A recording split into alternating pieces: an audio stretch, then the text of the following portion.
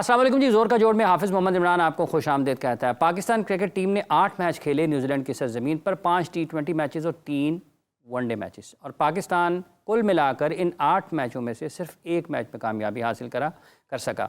बाकी जितने भी मैचेस पाकिस्तान ने खेले यानी कि 7 मैचेस में पाकिस्तान को नाकामी का सामना करना पड़ा।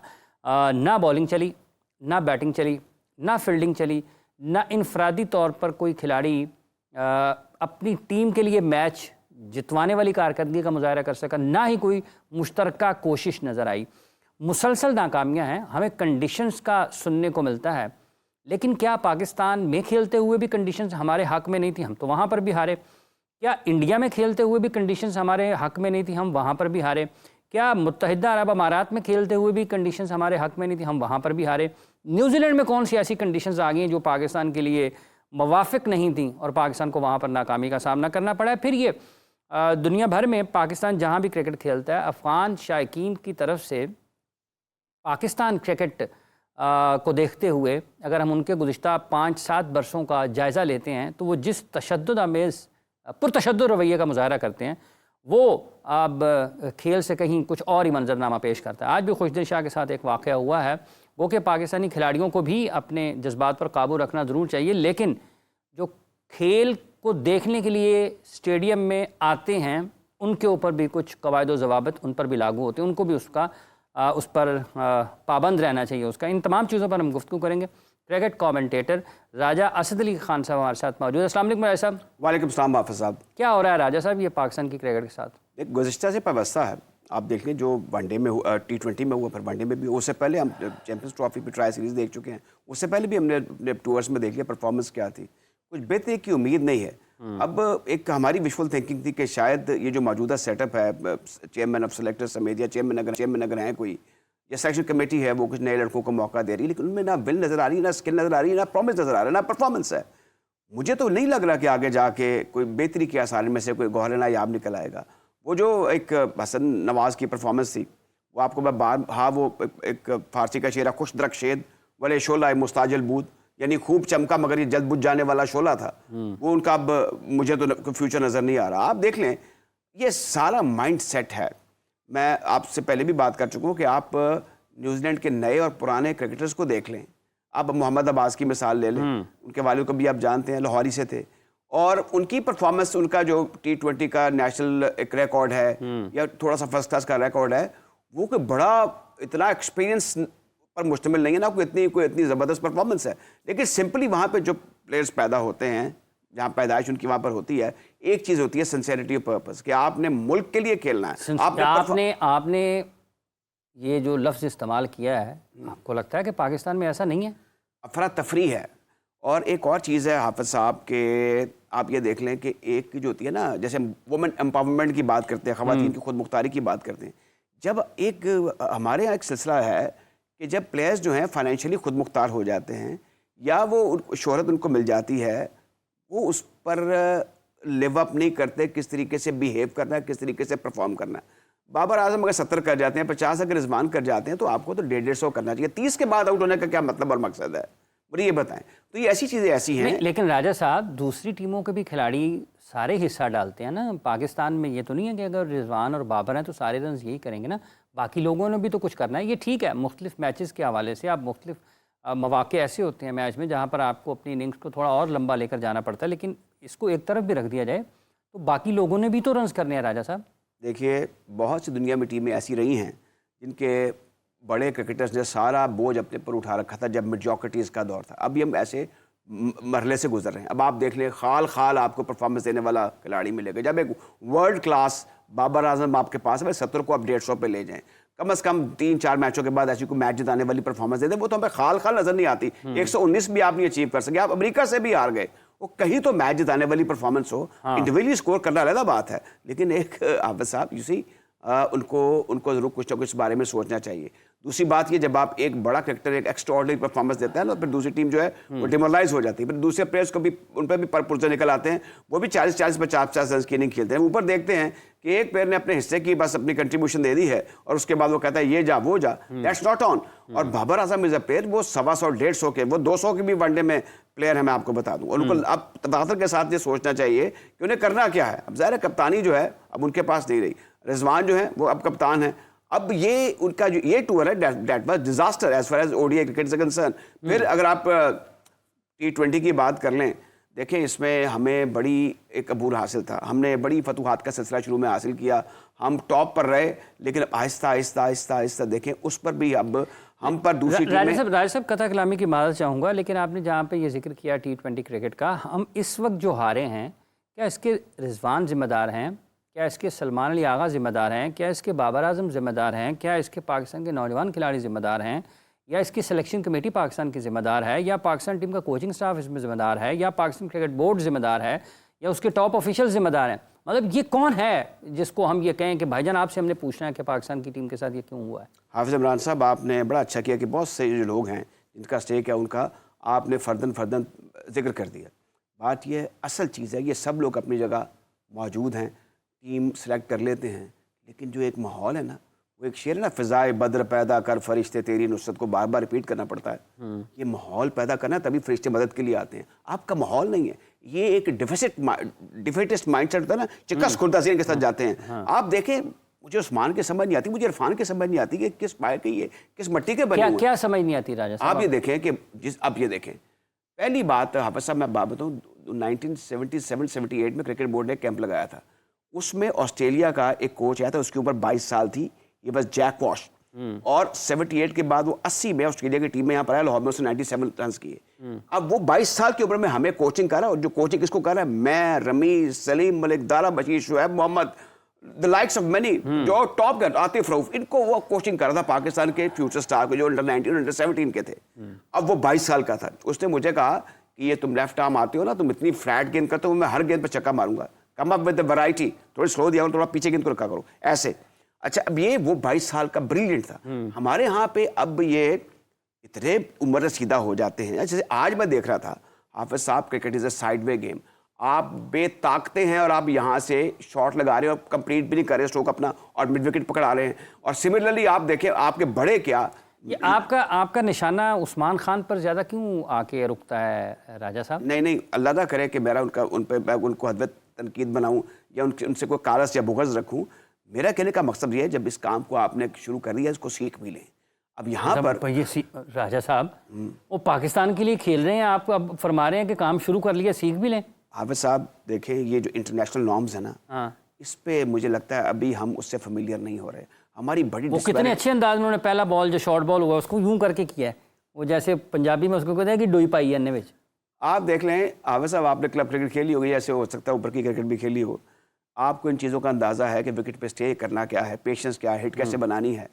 एक तो हमारे बैट्समैनों ने ये समझिए, दुनिया में भी ये था, अब्बास भी मिड विकेट पे ही मार रहे थे कि मिड विकेट पे शॉटें लगती हैं, कोई इस तरह भी शॉट होती है, कोई आपने बनाना, लेकिन अब्बास सीधा भी मारते हैं, वो उन्होंने ऊपर स्क्वायर ऑफ द विकेट भी गए हैं, वो ऊपर भी गए हैं, वो देखें आपके बैट्समैन बॉलर के सर के ऊपर से भी गए हैं वो। हाफिज़ साहब, अब उनकी आंख देखें, जो उनकी टीम मैनेजमेंट है या उनका जो हेड कोच है, उसने कहा कि मैं I need Abbas, he is man for the job, और इसको टीम में सेलेक्ट किया। अभी वो 22 बरस के हैं, अब आगे देखिए होता है क्या। देखिए, ये उनकी थर्ड या सेकंड स्ट्रिंग है, मैं नहीं कर रही, उनकी नेशनल टीम है, लेकिन जो कुछ उन्होंने परफॉर्म किया पाकिस्तान की एक मेन टीम राजा साहब, उनकी बैटिंग में यहाँ पर चैपमैन नहीं थे, उनकी बैटिंग में यहाँ पर ग्लेन फ्लिप नहीं थे, टॉम लैथम नहीं थे, उनकी यहाँ पर बॉलिंग में मैट हेनरी नहीं थे, एडम मिलने नहीं थे, केल जेमिसन नहीं थे, मिच सेंटनर नहीं थे, उनके जो टॉप प्लेयर्स हैं 7-8 वो नहीं थे उसमें। तो इसके बावजूद भी हम इतनी मुश्किलात का शिकार रहे हैं कि हम दूर दूर से हारे हैं, मैच के करीब भी नहीं गए हम।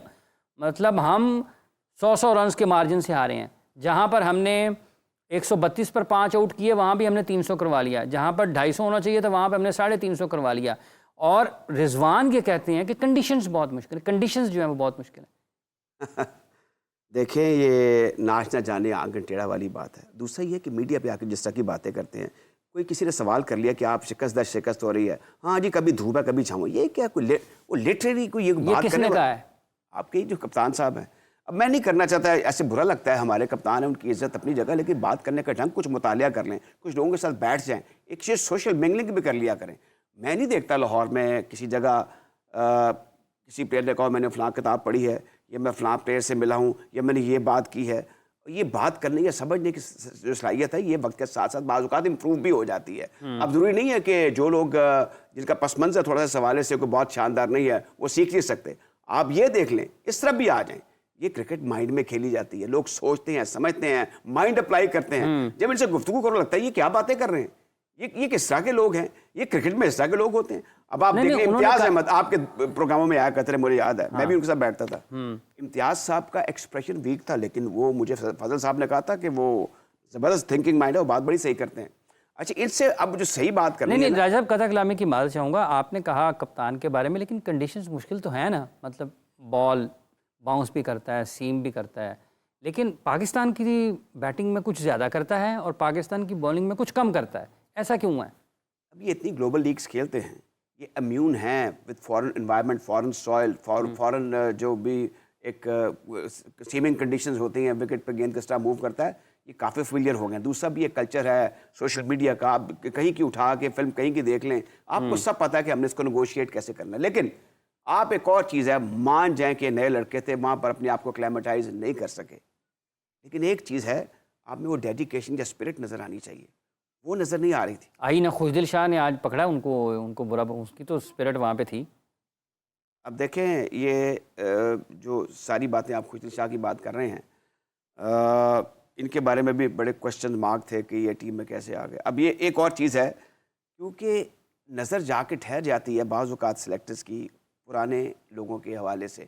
अब सुना है कि वो जो एक स्ट्राइक फोर्स बनी थी, उनके रिकमेंडी थे हसन भी, और उन्हीं के रिकमेंडी थे समद भी, और खुशदिल शाह के बारे में उन्होंने ये कहा कि एदा गेंद बड़ा मिडल हो रहा है आजकल मिडल हो रहा है।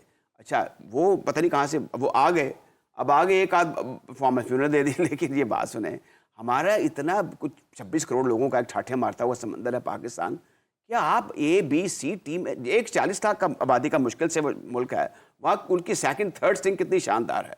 ये मैं आपको बार बार कह रहा हूँ, ये बात नहीं है।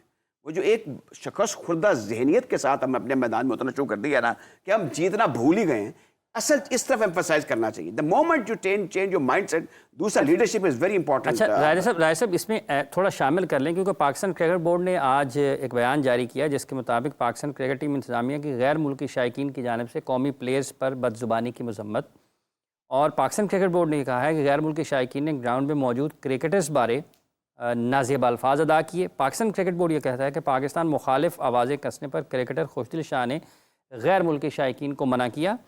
मना करने पर अफ़गान शायकीन ने पश्तो में मज़ीद नाज़ेब अल्फाज अदा किए। 2 अफ़गान शायकीन ने खुशदिल शाह से हाथापाई की कोशिश भी की।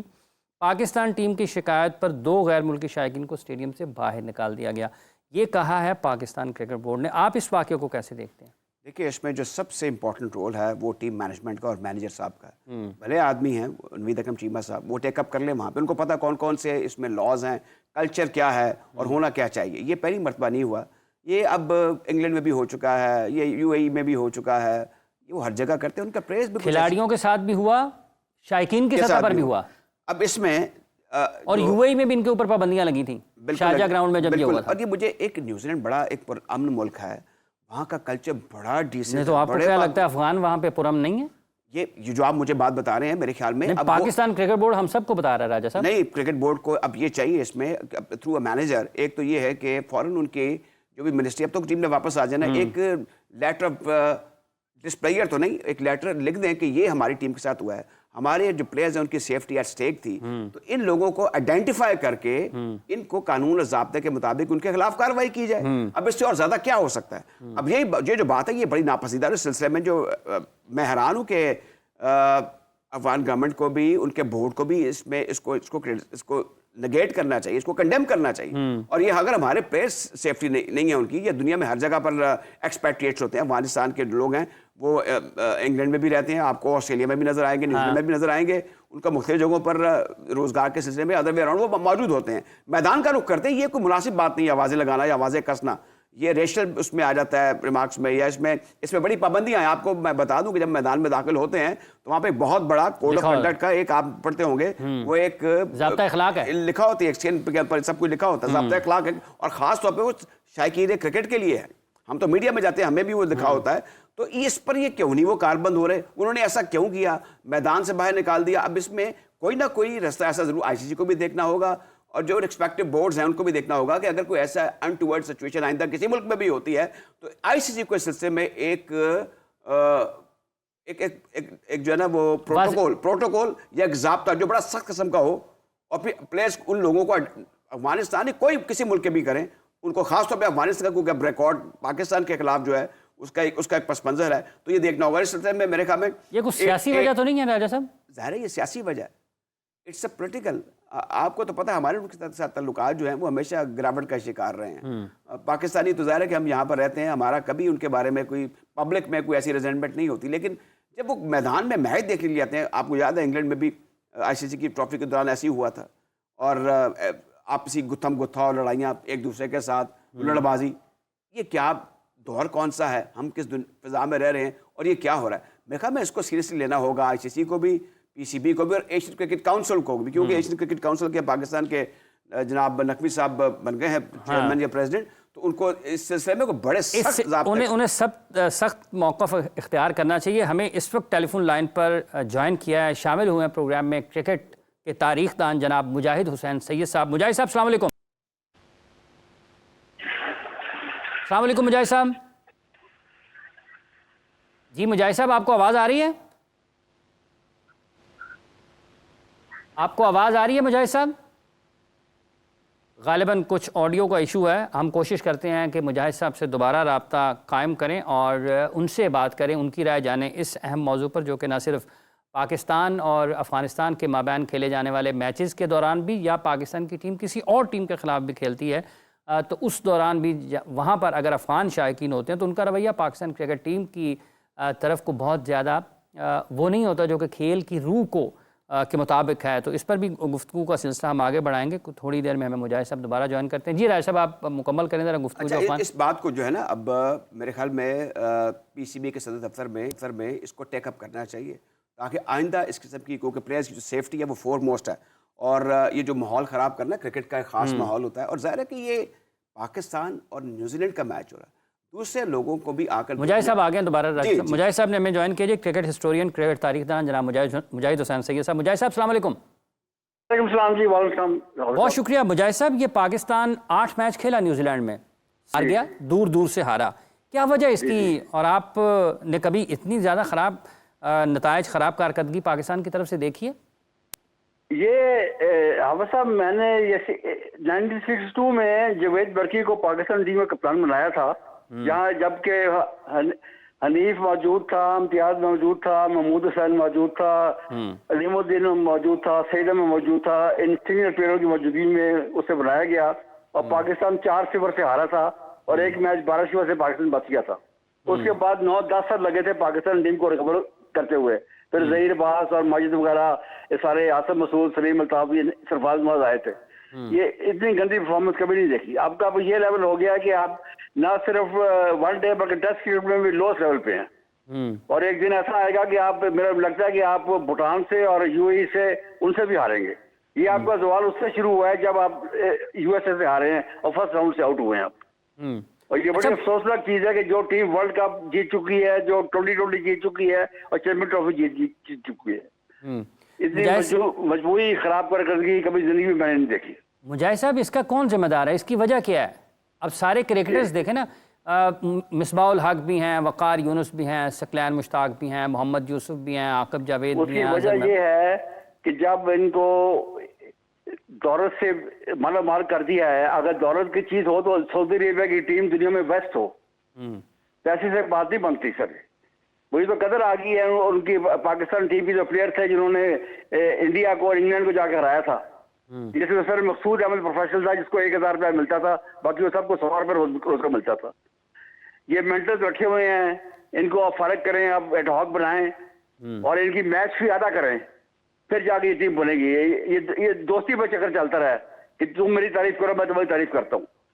आपको मैं मिसाल देता हूं कि ऑस्ट्रेलिया में बैटमैन के बाद सबसे बड़ा प्लेयर मैं पॉन्टिंग को मानता हूं, और पॉन्टिंग माइकल क्लार्क को लेके आया था। इंडिया के खिलाफ एक मैच में नहीं चला पॉन्टिंग, तो माइकल क्लार्क ने उसको ड्रॉप कर दिया था। उन्होंने कहा था it doesn't belong to this team. पर हमारे मुल्क में रीइंफोर्सिंग होता है, प्लेयर ड्रॉप फेल हो ही जा रहा है, खिलाई जा रहा है, खिलाड़ी हैं, फिर एक 50 करते हैं, फिर 5 मैच पक्के हो जाते हैं। लेकिन मुजाहिद साहब, इस टीम में तो ये भी खबरें मीडिया रिपोर्ट करता है और क्रिकेट के हलकों में सुनने को मिलता है कि कप्तानी का भी मसला है। हर शख्स कहता है कप्तान बनना चाहता है, और पाकिस्तान क्रिकेट बोर्ड ने भी यही किया है। बाबर को लगाया, हटा दिया, शान को लगाया, शाहीन को लगाया, हटा दिया, फिर बाबर को बना दिया, हटा दिया, फिर रिजवान को बनाया, उसको एक फॉर्मेट से हटा दिया, सलमान को बना दिया। तो ये क्या आपको लगता है कि ये भी एक मसला है, इससे कैसे निपटा जा सकता है? एडमिनिस्ट्रेशन और मैनेजमेंट कमजोर है। जब एडमिनिस्ट्रेशन और मैनेजमेंट कमजोर होगी तो ये कुछ होगा, यही कुछ होगा, यही म्यूजिकल चेयर की ये गेम होगी, बस यही होगी। लेकिन मुजाहिद साहब, एक टाइम में जावेद मियांदाद कप्तान बन गए और मुतबादिल खिलाड़ी एच कारदार ने एक टीम खड़ी कर दी। आज तो पाकिस्तान के पास वो भी नहीं है। क्या ऐसा कुछ फैसला हो सकता है आपके ख्याल में?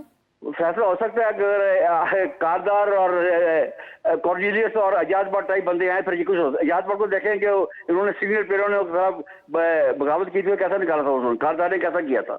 इसलिए जरूरत चाहिए आपको। ठीक है मुजाहिद साहब, ये जो अफगान शायकीन की पाकिस्तान क्रिकेट टीम की तरफ बढ़ता हुआ नफरत वाला रवैया है, आज भी खुशदिल शाह के साथ वहाँ पर एक नाखुशगवार वाक़या हुआ है जिस पर पाकिस्तान क्रिकेट बोर्ड ने भी अपना बयान जारी किया है। इसकी क्या वजह है और आपके ख्याल में इसका हल क्या है? मैं आपको बताता हूँ, ये बड़ा अच्छा टॉपिक किया आपको पता है कि जब 1947 में पाकिस्तान आज़ाद हुआ था तो पाकिस्तान ने अप्लाई किया था यूएन मेंबरशिप के लिए, और सिर्फ एक मुल्क ने पाकिस्तान की मुखालफत की थी, वो था अफगानिस्तान। भारत ने भी मुखालफत नहीं की थी, और पाकिस्तान ने इन पे इतना एहसान किया है कि 4 मिलियन अफगान को इनको पनाह दी। इधर एक हजरत अली का कॉल है कि जिस पे एहसान किया उसके शर से बचो। ये कोई नई चीज नहीं है। आपको याद है कि इंग्लैंड में वर्ल्ड कप हुआ था तो मैनचेस्टर में भी अफगानियों ने बदतमीजी की थी पाकिस्तान के साथ, आपको याद होगा। बिल्कुल ऐसी है। हाँ बिल्कुल ऐसी मैं इस पे हैरान नहीं हुआ। अच्छा, आपके लिए कोई हैरान कुन नहीं था? बहुत हैरान नहीं हुआ, ये चौको थे, इनसे ये चौको थे। अच्छा मुजाहिद साहब, चलते चलते ये बताइएगा कि क्या आप समझते हैं कि मोहसिन नकवी साहब को एक से ज़्यादा ओहदों पर, जिम्मेदारियों पर रहना चाहिए, या पाकिस्तान क्रिकेट बोर्ड को इस वक्त एक full time chairman cricket board की ज़रूरत है? ये क्रिकेट जो सा है, ये एक ही गेम रह गई है जिसमें पाकिस्तान की इंटरनेशनल प्रेजेंस है।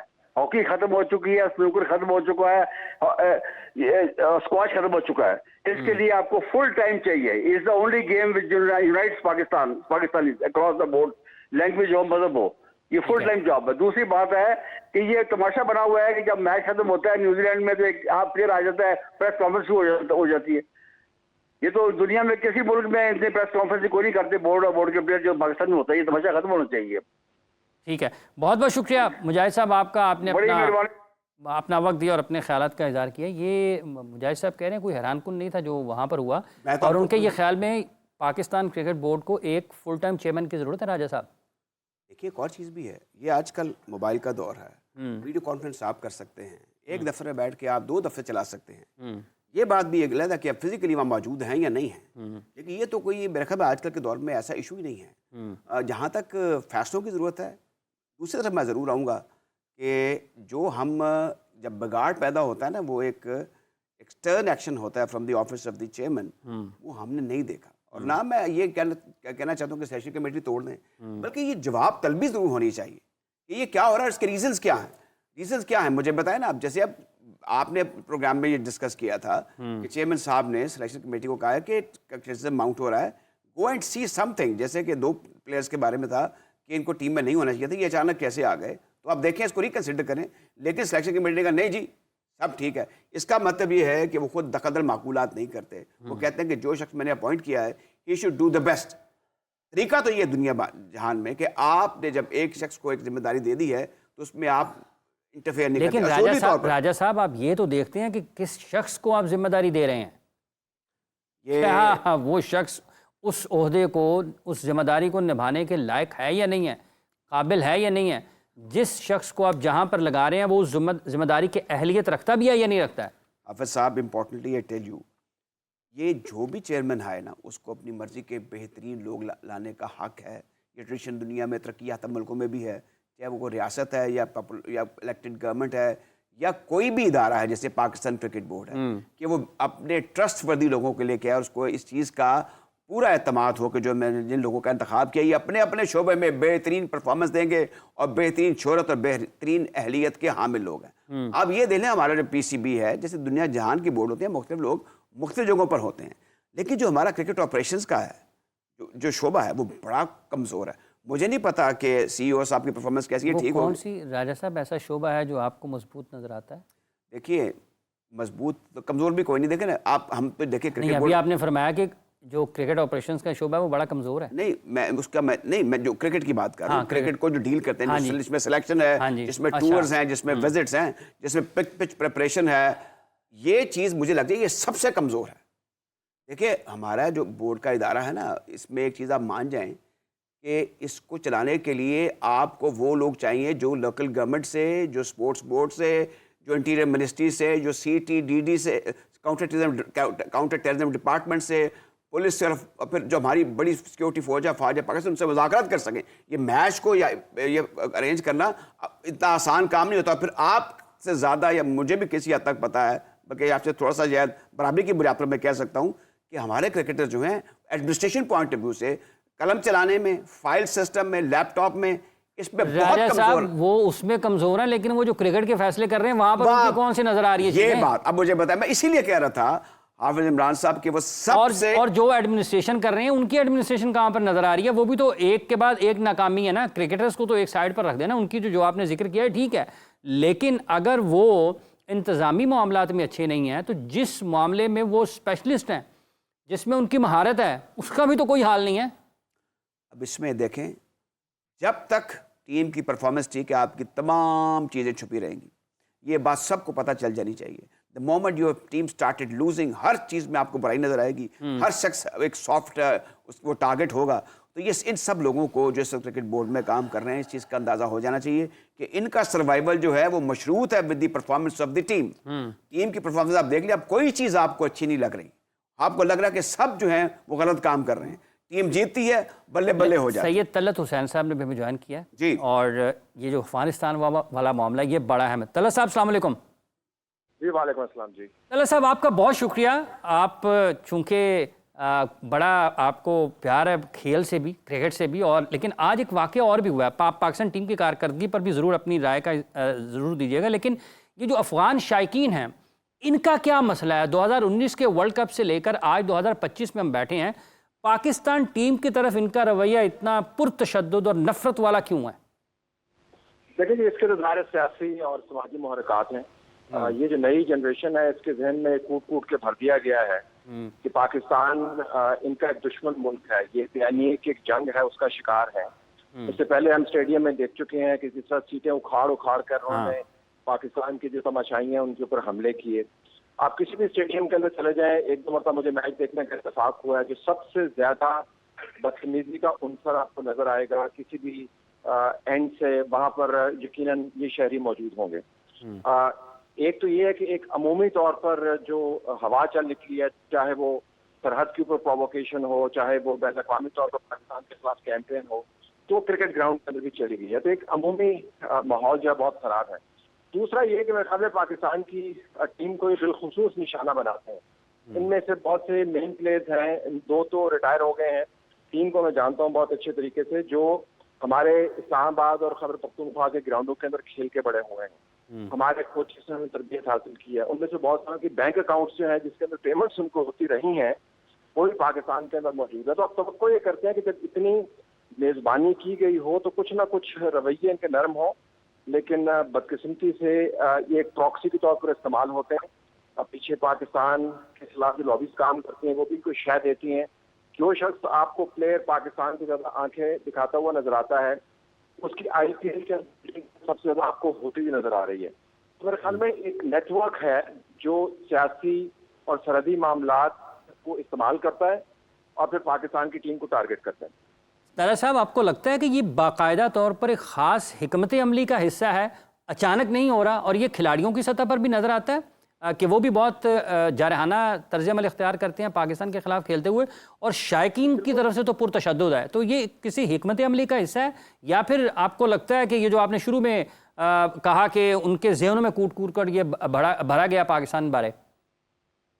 देखिए, जब आप बतौर तमाशाई जाते हैं एक मैच को देखने के लिए, तो आपके जज्बात वैसे ही खामखा भड़के हुए होते हैं, चाहे वो खुशी के जज्बात हों या आपको किसी बात पे गुस्सा आया हो। तो मैं ये नहीं कहता कि इन्होंने बाकायदा बंदे बिठाए हुए थे कि खुशदिल को प्रोवोक करें, उसको गाली निकालें या पाकिस्तान के बारे में शर्मनाक अल्फाज इस्तेमाल करें, उसको प्रोवोक करें। मैं बिल्कुल ये इम्प्लाई नहीं कर रहा क्योंकि मेरे पास मालूमात नहीं है। ठीक है। लेकिन मैं जो गुजारिश कर रहा हूँ ये कि आप इसको खारिज से इम्कान करार नहीं दे सकते। अच्छा, अगर कोई वहां पर एजेंट प्रोवोकेटर ना भी बैठा हो, फिर भी जो माहौल बना हुआ है, क्योंकि उन्होंने टीवी पर ये इतनी मरतबा देखा हुआ है, अफगान प्लेयर्स की बॉडी लैंग्वेज को देखा हुआ है, अपने दूसरे जो शायकीन के रवैयों को देखा हुआ, तो ये कॉपी कैटिंग करते हैं जी। यानी आपने देखा कि आपके जो शहरी हैं वो एक मैच में ये रवैया अख्तियार कर रहे हैं, तो हमें भी दूसरे मैच में रवैया अख्तियार करना चाहिए। तो मैं खारिज इम्कान इसको नहीं करार देता कि बीच में 2-3 लोग ऐसे हों, लेकिन अमूमी तौर पर क्योंकि तमाम की तमाम जनरेशन जो है इसको एक खास प्रोपेगेंडे के तहत, बयानिए के तहत हम ऊपर लेके आए हैं कि ये पाकिस्तान के खिलाफ बात करे, तो वो जो लोग हैं अफगानिस्तान में बैठे हों या हिंदुस्तान में बैठे हों, उनकी हिकमत अमली अमूमी तौर पर तो ये थी जिसके नतायज आपको नजर इस वक्त आते हैं ग्राउंड के अंदर। अच्छा, ये एक और सवाल पाकिस्तान क्रिकेट टीम की कारकर्दगी और इंतजामी मामलात पर है, क्योंकि चेयरमैन पीसीबी मुल्क के वज़ीर दाखिला भी हैं तलत साहब। तो आप समझते हैं कि पाकिस्तान की क्रिकेट को इस वक्त एक फुल टाइम एक ऐसे चेयरमैन की ज़रूरत है जिसकी पूरी तवज्जो क्रिकेट के मामलात पर हो, क्योंकि वज़ारत दाखिला भी एक अहम जिम्मेदारी है मुल्क की और शायद हो सकता है वो मुनासिब वक्त ना दे पा रहे हो। आपकी क्या राय है इस बारे?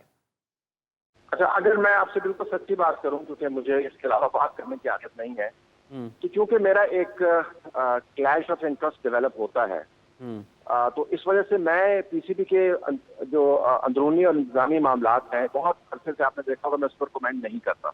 बिल्कुल। तो अगर आप इसको मेरी एडिटोरियल लिमिट जाने कि मैं इसके ऊपर कमेंट नहीं करना चाहूंगा। ठीक है। मेरे ख्याल में जो लोग चला रहे हैं या आप लोग जो ज्यादा मालूमात रखते हैं उनके तजिए सुन के मुझे हौसला होगा, लेकिन फिलहाल आप मेरी इसको मजबूरी जानिए, मुझे इस मामले में ना उलझाइए। ठीक है। राजा असद अली खान साहब भी आपसे बात करना चाहते हैं। जी राजा साहब। और शुक्रिया तलत साहब। एक तो हम नेशनल पूल का जिक्र करते रहते हैं, तो गनी इंस्टीट्यूट ऑफ क्रिकेट में जो आपके साहबजादे हैं उनके साथ मैंने टॉस के दौरान आई हैव अ डिस्कशन, फिर मैंने उनको खेलते हुए देखा। बड़ा ज़रूरी है कि ये थोड़ा सा अर्बन कल्चर का खेल भी है क्रिकेट जो है। ये बताइए कि आपके जो साहबजादे हैं जिनमें बड़ा प्रॉमिस है, आपने तो कभी उनको प्रमोट नहीं किया, लेकिन जो लोग देखते हैं उनको खेलते हुए, उनमें और जिसमें मैं भी शामिल हूँ, उनमें बड़ा जौहर है। तो क्या आप उनको खेलने की इजाज़त दे रहे हैं? वो किस मुकाम पर हैं और क्या हमें कोई अच्छा क्रिकेटर उनकी सूरत में फ्यूचर में मिल सकेगा? देखिए, मैं अपनी एडिटोरियल हक को मद्देनजर रखते हुए ये कहूँगा कि ये जितनी जनरेशन है, शामिल का आपने जिक्र किया, शाहजेब लड़का इनके साथ है, अजान इनके साथ है, अरफात इनके साथ है, इसके अलावा फास्ट बॉलर्स बहुत अच्छे हैं, भट्टू साहब हैं, फास्ट बॉलर बहुत अच्छा बॉल करते हैं। अगर आप इन तमाम लोगों को देखें ना जी, तो ये अंडर 13 का बैच है जो पहली मरतबा मुश्ताक साहब की जो ट्रेनिंग है उसके खाते में ऊपर आया। फिर इस बैच को और मौका मिला जब इन्होंने पाकिस्तान जूनियर लीग करवाई पीछे। उसके इंतजामी अमूर आप किसी तरह भी रख दें, जब आपको मेंटोर कर रहे हों, विवियन रिचर्ड्स मेंटोर कर रहे हों, मनरो मेंटोर कर रहा हो, समी मेंटोर कर रहा हो, तो आप अंदाजा कर सकते हैं कि वो जो छोटे बच्चे हैं जो 16-17 साल के हैं, उनका जो कॉन्फिडेंस है किस लेवल के ऊपर जाएगा।